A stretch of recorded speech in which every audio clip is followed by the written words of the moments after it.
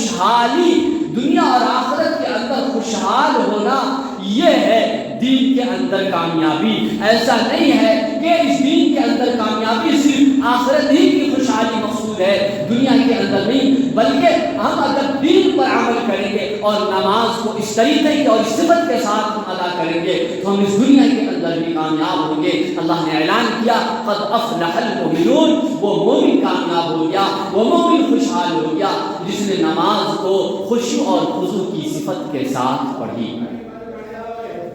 کیونکہ نماز بہت اہم موضوع ہے، اس لیے دل میں یہ خیال آیا کہ نماز ہم کس صفت کے ساتھ پڑھیں۔ اللہ کے رسول صلی اللہ علیہ وسلم نے ارشاد فرمایا صلو کما رأیتمونی اصلی۔ یاد رکھنا اللہ کی سب سے اہم عبادت جو نماز ہے، وہ نماز اپنی مرضی کے مطابق مت پڑھنا، جیسے من میں آئے کھڑے ہو جانا، جیسے من میں آئے رکوع کر لینا، جیسے من میں آئے سجدہ کر لینا، ایسا مت کرنا، بلکہ اے صحابہ کرام، آپ صلی اللہ علیہ وسلم منبر پر کھڑے ہو کر صحابہ کرام کو توجہ فرمایا اور فرمایا کہ نماز اتنی اہم ترین عبادت ہے کہ اس عبادت کی ادائیگی کے لیے اپنی مرضی کو دخل مت دینا، بلکہ مجھے دیکھنا، صلو اے صحابہ کرام کی جماعت، تم نماز ویسے ہی پڑھنا جس طریقے سے تم مجھے نماز پڑھتے ہوئے دیکھتے ہو۔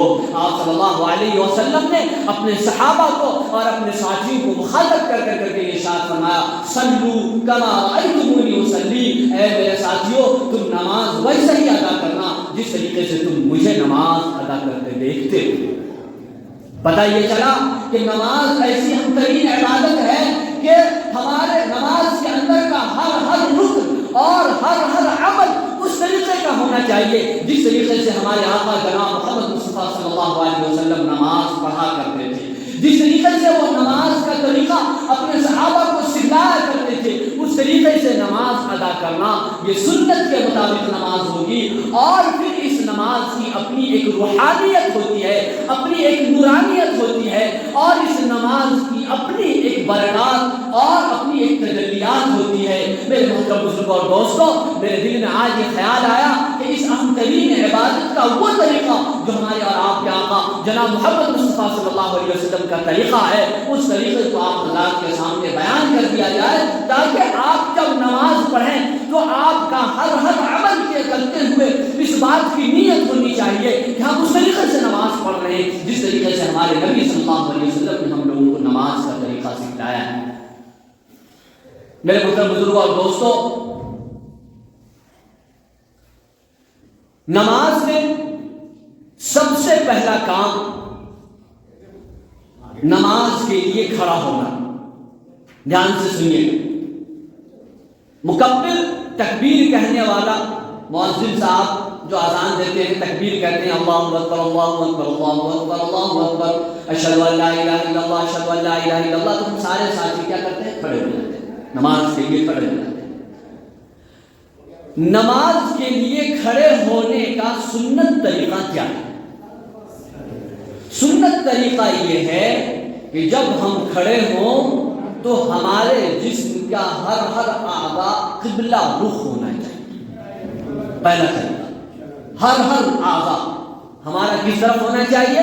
قبلہ رخ ہونا چاہیے، سیدھا سامنے کھڑا ہونا چاہیے، سیدھا بالکل قبلے رخ کی طرف نماز پڑھ کر کے کھڑا ہونا چاہیے۔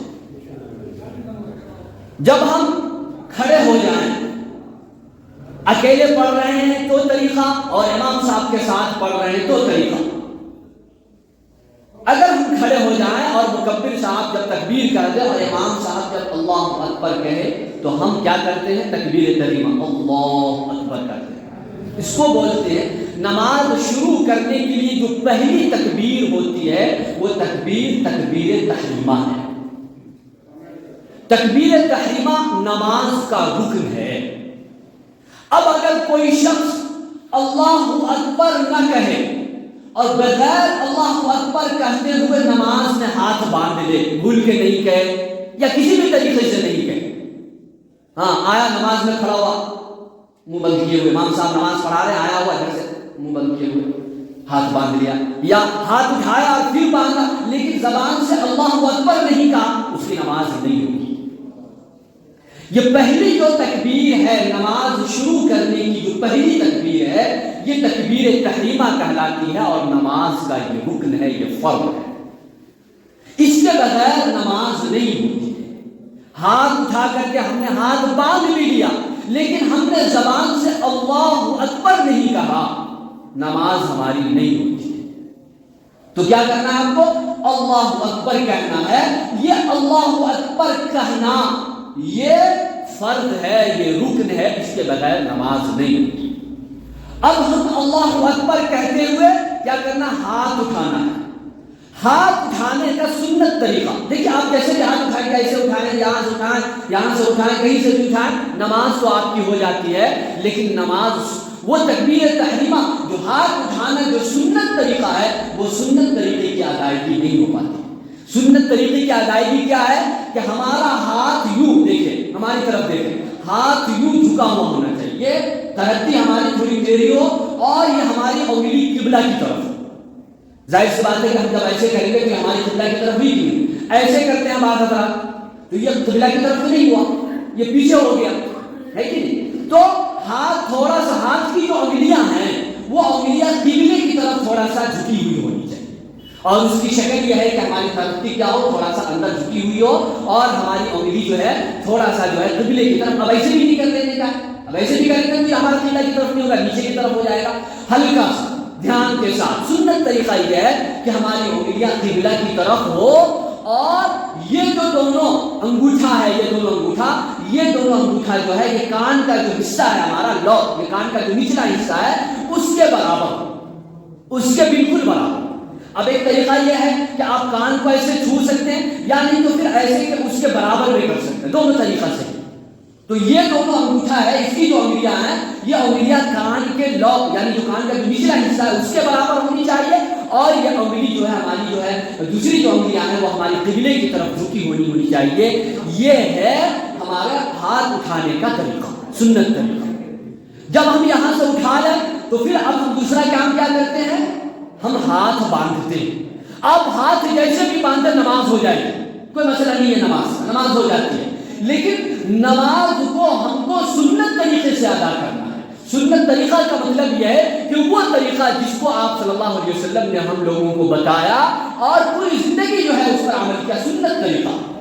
ہاتھ باندھنے کا طریقہ کیا ہے کہ دونوں چھوٹی انگلیاں کو ہم جو ہے بائیں ہاتھ کے اس پونچے کو یوں پکڑ رہے ہیں، یہاں یوں پکڑ رہے ہیں۔ اب کوئی آدمی ایسے رکھے رہتے ہیں، کوئی ایسے رہتے ہیں، نماز تو ہو جاتی ہے لیکن نماز ہمارا یہ سنت طریقے کے مطابق نہیں ہوتا ہے۔ سنت طریقہ یہ ہے کہ ہماری دونوں انگلیاں جو ہے اس پونچے کو یوں پکڑ لیں اور بقیہ جو تین انگلیاں بچتی ہیں وہ تین انگلیاں کو ہم کیا کریں؟ سامنے یوں رکھ لیں، اس طریقے سے۔ اس طریقے سے یہ ہاتھ کو باندھنا کیا ہے؟ سنت طریقہ، یوں ہاتھ باندھنا ہے کہ اب آدمی دو طریقے ہیں، دونوں طریقے آپ صلی اللہ علیہ وسلم سے ثابت ہیں کہ آپ جو ہے ناف کے نیچے باندھیں یا سینہ پر باندھیں، دونوں طریقے سے ہے۔ آپ اپنے اپنے مسلک کے مطابق جو جس مسلک کے ہیں، حنفی المسلک ہے جو امام ابو حنیفہ رحمۃ اللہ علیہ کے مسلک کو مانتے ہیں، ان کا جو ہے ہاتھ باندھ کر کے جو رکھنے کا ہے طریقہ وہ ہم کہاں رکھیں گے؟ ناف کے نیچے رکھیں گے، ٹھیک ہے، ناف کے نیچے رکھیں گے، یہ ہے ہمارا سنت طریقہ۔ سمجھ میں آئی بات؟ تو ہاتھ اٹھانے کا طریقہ اور ہاتھ باندھنے کا طریقہ، تکبیر جو ہے ہاتھ باندھنے کا یہ طریقہ ہو گیا ہے۔ اب اس کے بعد ہم کیا کرتے ہیں نماز کے اندر؟ سبحانک اللہم و بحمدک و تبارک اسمک و تعالی جدک و لا الہ غیرک پڑھتے ہیں۔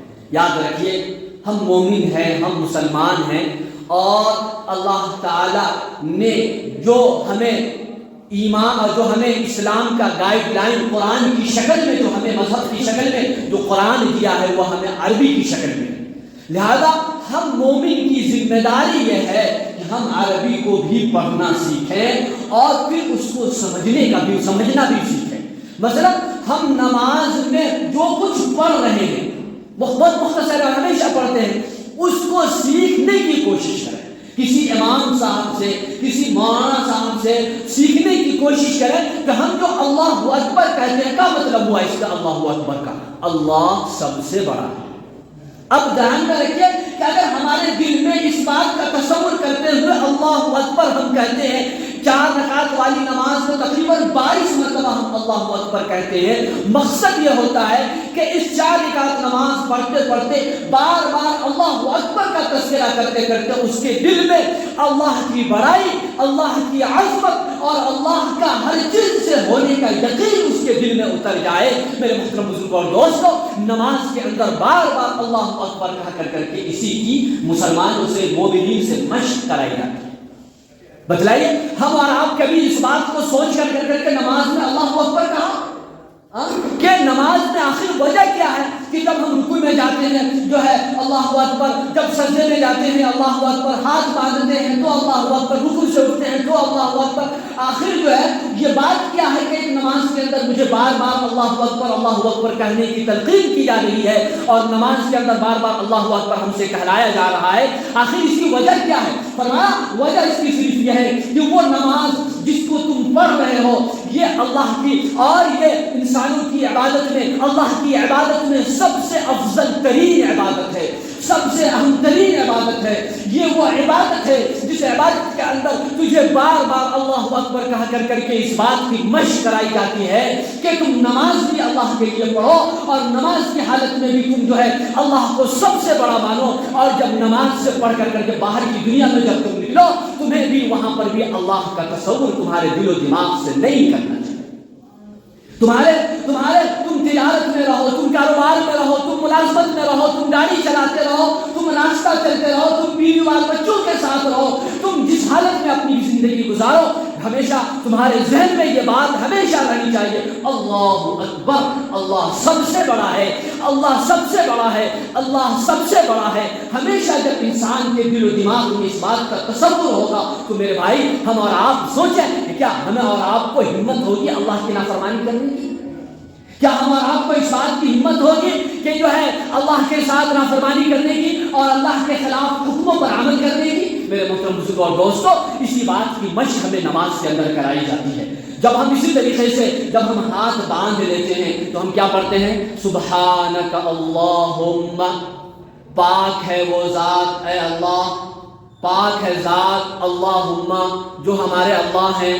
اللہ کی ذات پاک ہے, بے عیب ہے, کوئی اس کا شریک نہیں ہے, اس کے علاوہ کوئی معبود نہیں ہے, اس کے مقابل کا کوئی نہیں ہے, اس کا کوئی ہمسر نہیں ہے. میرے محترم بزرگوں اور دوستو, سبحانک اللہم بول کر کے انسان اللہ کے اس بات کی, اللہ کی پاکی کا اقرار کرتا ہے کہ اللہ تعالیٰ ہر طرح کے عیب سے پاک ہے, اللہ تعالیٰ ہر طرح کے نقص سے, ہر طرح کی کمی سے اور ہر طرح کی کوتاہی سے اللہ کی ذات پاک ہے. سبحانک اللہم, اللہ تو پاک ہے. ہم اللہ کی پاکی بیان کرتے ہیں. وَتَبَارَكَ اسْمُكَ, اور تیرا نام بڑا بابرکت ہے, تیرا نام بڑا بابرکت ہے. اللہ جو نام ہے انسان جب اس کو پڑھتا ہے اتنا بابرکت نام ہے کہ اس نام کی برکت سے اس کی زندگی کے اندر برکت داخل ہوتی ہے, اس کے کاروبار کے اندر برکت داخل ہوتی ہے, اس کے گھروں کے اندر برکت داخل ہوتی ہے, اس کی کمائی کے اندر برکت داخل ہوتی ہے. جب انسان, یہی وجہ ہے کہ انسان جب کوئی بھی کام کرے اسلامی تعلیمات یہ ہے کہ تم بسم اللہ الرحمن الرحیم سے کام شروع کرو, اللہ کا نام لے کر کے تم کام شروع کرو. بسم اللہ الرحمن الرحیم, میں شروع کرتا ہوں اللہ کے نام سے. گاڑی چلانے والا ڈرائیور اپنے اسٹینڈ پر بیٹھا اور گاڑی چلا رہا ہے, بسم اللہ الرحمن الرحیم پڑھ دیا. دکان کھولنے والا دکان کھول رہا ہے, بسم اللہ الرحمن الرحیم پڑھ دیا. ملازمت کرنے والا اپنی کرسی پر بیٹھا, بسم اللہ الرحمن الرحیم پڑھ دیا. تجارت کرنے والا اپنی کھیتی کے اندر, کھانا کھانے والا جو ہے نوالا لے کر سے پہلے بسم اللہ پڑھ دیا. ہر چیز سے پہلے بسم اللہ الرحمن الرحیم پڑھنے کی ہمیں اور آپ کو تلقین کی گئی, اس وجہ سے کہ ہم یہ کام شروع کر رہے ہیں تو اللہ کے نام سے شروع کر رہے ہیں, اس لیے کہ اللہ کا نام بہت ہی بابرکت نام ہے. ہمارے اس کاموں میں جس کام کو شروع ہم نے کیا ہے اللہ کا نام لے کر کے, ہمارے اس کام میں اللہ تعالیٰ برکت ڈال دے۔ برکت کا مطلب یہ ہوتا ہے کہ ایسا نہیں ہے کہ 100 روپیہ 200 روپیہ ہو گیا، 500 روپیہ 5000 روپیہ ہو گیا۔ برکت کا مطلب یہ نہیں، برکت کا مطلب یہ ہوتا ہے کہ آپ کی ضروریات زندگی اللہ تعالیٰ اسی 500 روپے میں مکمل کر دیں گے۔ آپ جب تجارت کریں گے، آپ جب کمائیں گے، آپ کے پاس جب کچھ دولت آئے گی، آپ کے پاس کچھ پیسے آئیں گے، اللہ تعالیٰ اس میں برکت کا مطلب یہ ہے کہ آپ کے پاس جتنی سہولت ہے، جتنا آپ کے پاس موجود ہے، اللہ تعالیٰ اسی میں ہم آپ کی زندگی کو اور آپ کی ضروریات کو مکمل کر دے۔ یہ اللہ کے اختیار میں ہے کہ نہیں ہے؟ اور اگر اللہ چاہے تو آپ کو پریشان کر دے۔ آپ کما رہے ہیں 5000 کا مہینہ اور آپ پریشان ہیں اور آپ خرچہ کر لے رہے ہیں 15000 کا مہینہ، 10000 روپیہ تو قرض ہو رہا ہے کہ نہیں ہو رہا؟ یہ برکت نہیں۔ برکت کا مطلب یہ ہے کہ آپ کی ضروریات زندگی، آپ کو جتنا اللہ تعالیٰ رزق دے رہا ہے، اللہ تعالیٰ آپ کو جتنا روزی دے رہا ہے، اللہ کے اختیار میں ہے۔ جتنا اللہ آپ کو روزی دیا، رزق دیا، اللہ تعالیٰ اسی میں خوشحالی کے ساتھ، عزت کے ساتھ اللہ آپ کی زندگی کو گزار رہا ہے۔ یہ آپ کی زندگی میں برکت کی نشانی ہے۔ یہ برکت کیا ہے میرے محترم بزرگ اور دوستو؟ وَتَبَارَكَ اسْمُكَ وَتَعَالَى جَدُّكَ، اور وَتَبَارَكَ اسْمُكَ، اور اللہ تیرا نام بہت ہی بابرکت ہے، وَتَعَالَى جَدُّكَ، اور آپ بہت بزرگی اور برتر والے ہیں، وَلَا إِلَٰهَ غَيْرُكَ، اور تیرے علاوہ کوئی ہمارا معبود نہیں ہے۔ اب اندازہ لگائیں کہ ہم اور آپ نے کتنی بار سبحانک اللہم وبحمدک وتبارک اسمک وتعالی جدک ولا الہ غیرک کتنی بار پڑھا۔ اگر اس پڑھتے ہوئے ہمارے دلوں میں اس بات کا تصور ہو کہ اس کلمے کے ذریعے سے اللہ کی کتنی اہم تعریف کی گئی ہے، اللہ کی کتنی اہم بڑائی بیان کی گئی ہے، اللہ کی کتنی اونچی صفتوں کا تذکرہ کیا گیا ہے، اور ہم اس نماز کے شروع ہی میں اللہ کی کن صفتوں کا اقرار کر رہے ہیں کہ اللہ تو ہر عیب سے پاک، اللہ تیرا نام بابرکت، اللہ تو بڑا بزرگی والا، اور اللہ تیرے علاوہ کوئی ہمارا معبود نہیں ہے۔ میرے محترم بزرگوں اور دوستو، اس تصور کے ساتھ آپ اس طرح سبحانک اللہم وبحمدک وتبارک اسمک وتعالی جدک ولا الہ غیرک کو پڑھیے تو آپ کے دل میں کیسی کپکپی طاری ہو جائے گی، آپ کا دل کس طریقے سے اللہ کی طرف متوجہ ہو جائے گا، آپ کا دھیان کس طریقے سے اللہ کی طرف متوجہ ہو جائے گا، ہم اور آپ اس کا تصور نہیں کر سکتے۔ آج ہمیں اس بات کی شکایت رہتی ہے کہ ہم نماز پڑھتے ہیں اور ہماری نماز میں ہمارا ذہن جو ہے، ہمارا خیال جو ہے، ہمارا دماغ جو ہے نماز کی طرف لگتا ہی نہیں ہے۔ ہم جب نماز کے لیے کھڑے ہوتے ہیں تو ہمارا من، ہمارا دماغ، ہمارا دل نماز میں نہیں بلکہ دنیا میں چلا جاتا ہے۔ میرے محترم بزرگوں اور دوستو، ہم نماز کو نماز کے طریقے سے پڑھ ہی نہیں رہے، کیسے ہمارے نماز میں من لگے گا؟ ہم جب اس تصور کے ساتھ ہم جب نماز پڑھیں گے تو میرے محترم بزرگوں اور دوستو، ہمارا دل اور دماغ کیسے نہیں اللہ کی طرف متوجہ ہوگا؟ میرے محترم بزرگوں اور دوستو، یہ کام جب ہم سن، اور یہ کام سیکھنے کی چیز ہے۔ ابھی تو آپ نے سنا بیان اور آپ کے دل میں شوق اور جذبہ پیدا ہوا اور آپ نے تھوڑی دیر سمجھ بھی لیا، لیکن آپ انفرادی طریقے پر بھی جو ہے نماز کے اندر کی جتنی چیزیں ہم جو زبان سے ادا کرتے ہیں اس کو سیکھنا ہے، اس کو یاد کرنا ہے، اس کو سمجھنا ہے، اور پھر اس تصور کے ساتھ ہم اور آپ کو نماز پڑھنی ہے۔ میرے محترم بزرگوں اور دوستو، یہی وہ نماز ہے جس نماز کے بعد اللہ تعالیٰ نے جنت الفردوس کا وارث بنایا ہے۔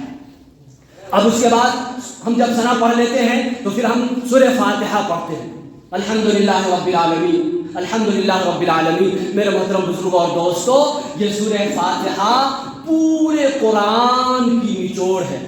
پورے قرآن کے اندر اللہ تعالیٰ نے جو چیزیں بیان کی ہیں اس کا خلاصہ اللہ تعالیٰ نے اس سورہ فاتحہ کے اندر بیان کیا ہے۔ قسم خدا کی، اللہ کی قسم، اگر ہم اور آپ سورہ فاتحہ کے اندر جو چیزیں موجود ہیں، جو موجود ہے، اس کا جو معانی اور جو مفہوم موجود ہے، اس کے تصور کے ساتھ ہم اور آپ نماز پڑھیں، قسم خدا کی ہم اور آپ کو سچا اور پکا مومن بننے سے کوئی نہیں روک سکتا۔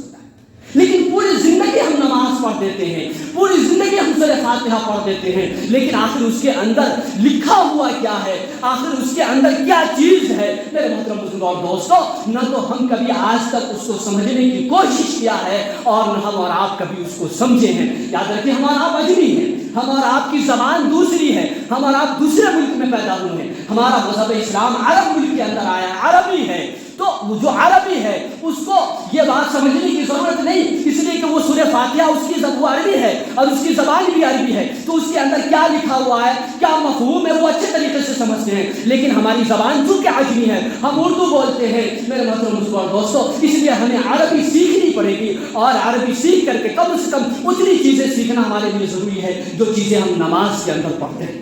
اب سورہ فاتحہ کا اگر تفسیر اور اس کا ترجمہ کیا جائے تو 2-3 ہفتہ چلا جائے گا.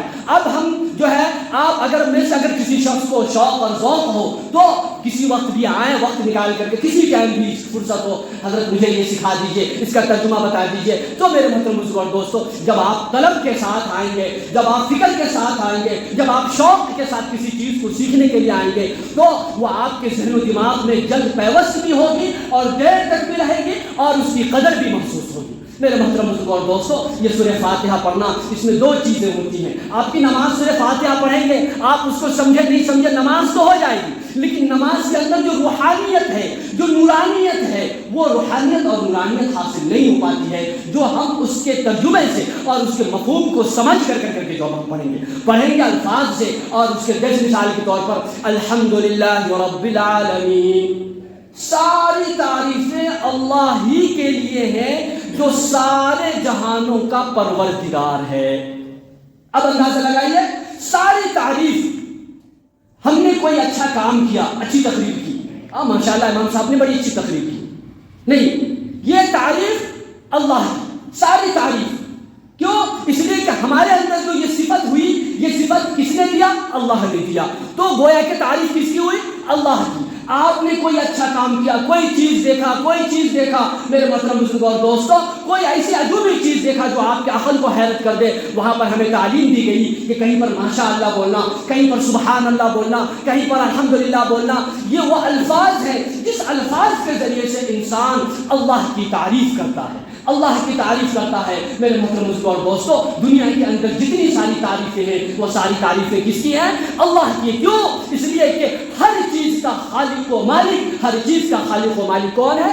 اللہ تعالیٰ ہے. اللہ تعالیٰ ہے. اللہ کی مرضی کے بغیر اس کائنات کے اندر جو ہے ایک پتا نہیں ہل سکتا، ایک چھوٹی سی چوٹی نہیں رہ سکتی ہے. جب ہر چیز کا مالک و خالق اللہ تعالیٰ ہے تو ساری کی ساری تعریفیں کس کے لیے ہوئی؟ اللہ کے لیے ہوئی. اور ہم اور آپ جب نماز پڑھتے ہیں تو اس بات کا اقرار کرتے ہیں کہ اے اللہ، ہم جو کچھ بھی کرتے ہیں ہم سے کچھ نہیں ہوتا، جو کچھ بھی ہوتا ہے تجھ سے ہوتا ہے. ساری تعریفیں، ساری کی ساری تعریفیں اللہ کے لیے ہیں. اور ہم اللہ کی تعریف کیوں کرتے ہیں؟ ویسے تو ڈھیر ساری وجہوں سے ہم اللہ کی تعریف کرتے ہیں، لیکن اللہ تعالیٰ نے ایک وجہ ہمیں اور آپ کو بیان کیا، رب العالمین. اللہ کی ساری تعریف کیوں ہے؟ اس لیے کہ وہ سارے جہانوں کا پالنہار ہے، سارے جہانوں کا پروردگار ہے. اس دنیا کے اندر اور اس 7 آسمان کے اندر، اس 7 زمین کے اندر اور اس اللہ کی ذات کے علاوہ کائنات اور دنیا کی جتنی اور آخرت کی جتنی چیزیں ہیں وہ ساری کی ساری چیزوں کا پالنہار، پروردگار کون ہے؟